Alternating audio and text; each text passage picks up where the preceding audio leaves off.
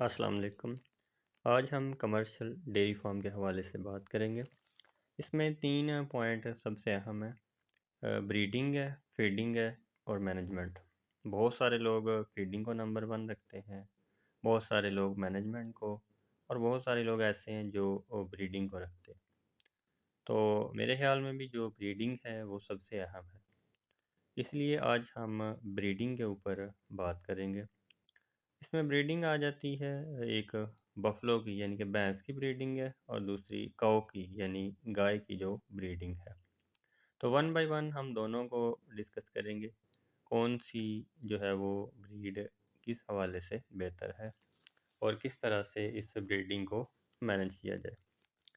अगर हम बफलो की यानी कि भैंस की ब्रीडिंग को देखें तो बफलो जो है वो एक ब्रीडिंग सीज़न वाला एनिमल है। कुछ जानवर ऐसे हैं जो पूरा साल ब्रीड होते रहते हैं और कुछ सीजनल होते हैं।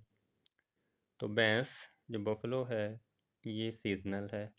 इसका अपना एक सीज़न है। ज़्यादातर ये उसी में क्रॉस होती है, उसी में कंसीव करती है। लेकिन इसके अलावा भी होती रहती है लेकिन कम होती है। तो अगर तो भैंस जो है वो सितंबर, अक्टूबर या नवंबर का महीना हो तो उसमें तो जो है ये ठहर जाती है। लेकिन अगर इनके अलावा ये अप्रैल, मई, जून, जुलाई हो तो ये महीने जो है वो बहुत मुश्किल है। और दूसरा ये है कि अगर इसमें जो है वो सीमन को यूज़ किया जाए, एआई यूज़ की जाए, आर्टिफिशियल इंसेमिनेशन, तो तब भी जो भैंस के ठहरने की शरह है वो कम है। तो अब इन सारी बातों का क्या सलूशन है? एक तो ये है कि अगर भैंस जो है वो अगस्त या सितंबर में बच्चा दे तो फिर आगे सीज़न है अक्टूबर या नवंबर, यानी कि अक्टूबर से लेके मार्च तक इस मौसम में वो दोबारा जो है वो ब्रीड हो जाएगी। लेकिन अगर वो फरवरी में या मार्च में बच्चा दे रही है, आगे मई, जून, जुलाई इन महीनों में वो जो है हीट में कम आती है। अगर आ भी जाए तो नहीं पता चलता, और अगर पता चल भी जाए तो क्रॉस कराने के बाद भी कंसीव कम करती है, ठहरने के चांसेस है कम ही है। तो ये भैंसों का बहुत बड़ा इश्यू है। और बहुत सारे ऐसे सेटअप हैं जहाँ पे भैंस 2 साल के बाद बच्चा देती है। सबसे बड़ी शायद वजूहत डेयरी फार्म के नाकाम होने की एक ये भी है कि जिसमें 2 साल तक वेट करना पड़ता है, और इसमें ज़्यादातर पीरियड जो भैंस का है वो एक ड्राई पीरियड होता है। तो अगर हर साल बच्चा नहीं आता तो इस तरह मुश्किल हो जाता है डेयरी को मैनेज करना। तो ये भैंस का बहुत बड़ा ड्रॉबैक है। नंबर 1 क्या है कि साइलेंट हीट होती है, पता ही नहीं चलता वो हीट में आई भी है या नहीं आई। और दूसरा ये है कि अगर उसको सीमन रखते हैं तो उसके कंसीव करने के चांस बहुत कम है। और अगर उसको जो सीज़न उसका नहीं है उसमें क्रॉस कराते हैं तो फिर भी बहुत मुश्किल है। अब इसका क्या हल है, कैसे निकाला जाए? एक तो हल ये है कि उसके लिए जो है वो सांड होना चाहिए, बुल रखना चाहिए, माली होना चाहिए।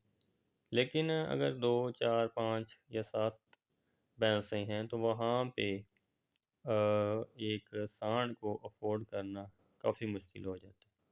क्योंकि अगर 6 या 5 या 10 भैंसें हैं तो उनमें आधी भैंसें हर वक्त ड्राई रहेंगी।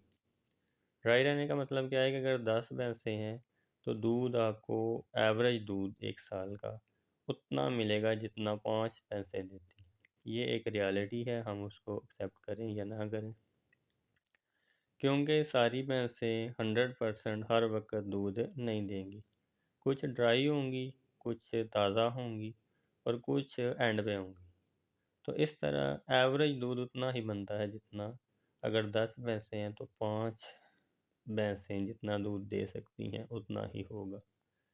तो 5 जो दूध दे रही हैं उन्हीं 5 ने बच्चे जो हैं उनको भी पालना है, भैंसों के जितने भी बच्चे हैं। और जो ड्राई भैंसें हैं उनको भी पालना है, और जो सांड है उसको भी पालना है। तो इस हवाले से ये काफ़ी मुश्किल हो जाता है। इसके हवाले से मैं पर्सनल एक्सपीरियंस बताता हूँ कि 4 साल में, पूरे 4 साल में भैंस से सिर्फ़ और सिर्फ़ 2 बच्चे लिए गए। अब उसकी क्या रीज़न है, किस तरह से हुए हैं? आम तौर पे यही लगता है कि ये एक मैनेजमेंट का इशू है, ये एक फ़ीड का इशू है, इसको ध्यान नहीं दिया गया। लेकिन ऐसा बिल्कुल नहीं है। फ़ीड बेहतरीन फ़ीड थी, और जो मैनेजमेंट का है, मैनेजमेंट के हवाले से जिस हद तक पॉसिबल है वो कोशिश की गई। इवन के सुबह उठ के सबसे पहला काम ही यही होता था कि लाइट लेके चेक करना कि जो भैंस है वो हिट में तो नहीं है, उसने पानी तो नहीं गिराया। लेकिन ये सब कुछ करने के बावजूद भी 4 साल में सिर्फ 2 बच्चे आए हैं। रीज़न उसके क्या है? एक तो ये था कि साइलेंट हीट, पता ही नहीं चलता कब वो हीट में आई है, कब गुजर गई है। दूसरा इशू ये था कि अगर पता चल भी जाता है तो उसके बावजूद भी क्या है कि उसको आर्टिफिशियल इंसेमिनेशन के ज़रिए इंसेमिनेट करते थे, और बाद में 3 महीने वेट करना पड़ता था।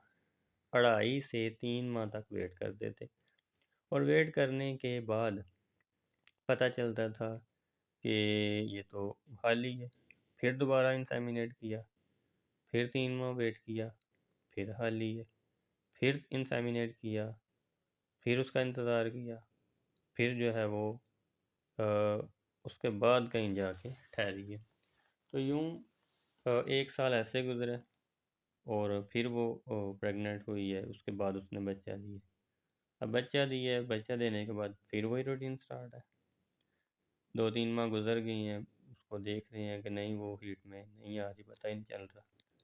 फिर जब पता चले आई है, उसको इंसेमिनेट किया है, अब उसके बाद फिर कोई पता नहीं चल रहा कि वो कंसीव कर गई है या नहीं। फिर 3 माह देखी हैं, उसके बाद चेक, डॉक्टर को बुलाया, चेक किया तो वो नहीं है। उसके बाद फिर उसको इंसेमिनेट किया, फिर नहीं है। फिर इंसेमिनेट किया, उसके बाद फिर वो एट द एंड थर्ड या फोर्थ अटेम्प्ट में जाके उसने कंसीव किया। तो अब यहाँ पे जब उसने फोर्थ में कंसीव किया है, तो डेफिनेटली इतना ज़्यादा टाइम हो चुका हो तो दूध भी एंड पे चला जाता है। तो इतना लंबा ड्राई सीज़न बर्दाश्त नहीं हो सकता। उसमें जो ड्राई फीड है वो भी खुद से देनी है अपनी जेब से, और जो उसका सब्ज़ चारा है वो भी खुद से करना है, और जो उसका वंडा वगैरह है अगर कोई थोड़ा बहुत डाल दे तो वो भी खुद से करना है। तो पर डे एक दिन का पॉसिबल नहीं है, तो कई महीने, 7 महीने, 6 माह अगर इस तरह से डालना पड़ जाए तो वहाँ पे पॉसिबिलिटी कोई नहीं होती कि फार्मर जो है वो रिकवर कर सके। तो इसके हवाले से जो है भैंस काफ़ी मुश्किल है इसको हैंडल करना। इसको रखना कमर्शियल लेवल पे बहुत मुश्किल है। शौक के तौर पे घर में रखी जा सकती है, बहुत प्रॉफिटेबल हो सकती है देखने में, या फिर सेल एंड परचेज़ में हो सकती है, या फिर कराची टाइप फार्मिंग में होती है कि लाई, दूध लिया और सेल कर दी। या कुछ लोग इस तरह से करके इसको प्रॉफिटेबल बना रही हैं कि वो फ्रेशली इसकी काविंग हुई हो, वो ले आते हैं, 1 माह उसको रखते हैं और सेल कर देते हैं। फिर नहीं ले आते हैं, फिर 1 माह रखते हैं, वो सेल कर देते हैं, फिर नहीं ले आते हैं, फिर रखते हैं 1 माह, वो सेल कर देते हैं।